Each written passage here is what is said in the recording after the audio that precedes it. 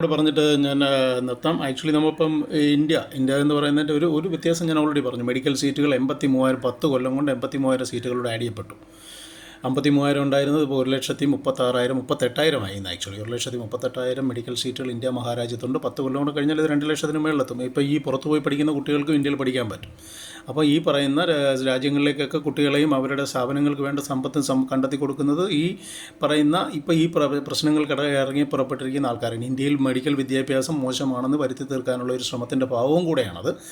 അതുകൊണ്ട് എല്ലാ ജനാധിപത്യ വിശ്വാസികളും ഈ ഒരു കാര്യങ്ങൾക്കെതിരെ ശക്തമായി നിലയുറപ്പിക്കണം. നരേന്ദ്രമോദി എന്ന് പറയുന്ന ഒരു ദീർഘവീക്ഷണമുള്ള ഒരു മനുഷ്യനാണ് നമ്മുടെ ഇന്ത്യ മഹാരാജ്യം ഇന്ന് ഭരിക്കുന്നത്.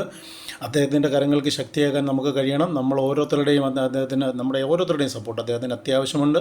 അതുകൊണ്ട് ഇങ്ങനെയുള്ള പ്രശ്നങ്ങൾ വരുമ്പോൾ കൃത്യമായി വളരെ സത്യം ഇവിടുന്ന് കുറേ സോ കോൾഡ് ആക്ടിവിറ്റികളൊക്കെ പോയിട്ട് എന്താണ് ഒരു ടൊവിനോ തോമസോ എന്തൊക്കെയോ എന്താണെന്ന് അറിയാൻ വയ്യാത്ത കുറേ ആൾക്കാരാണ്. അവർക്ക് വേറെ ഉദ്ദേശങ്ങളുണ്ടത് വേറൊരു കാര്യം. എന്നാൽ പോലും നമ്മളാരും തന്നെ ആ ഒരു രീതിയിലേക്ക് വരാതെ തീർച്ചയായിട്ടും നരേന്ദ്രമോദിയുടെ കൂടെ തന്നെ അടിയുറച്ച് നിൽക്കാൻ കഴിയണം. അതാണ് നമ്മുടെ ഇന്നത്തെ അവസ്ഥയിൽ ഇന്നത്തെ രാജ്യത്തിന് വേണ്ടത്. എല്ലാവർക്കും എൻ്റെ നന്ദി, നമസ്കാരം.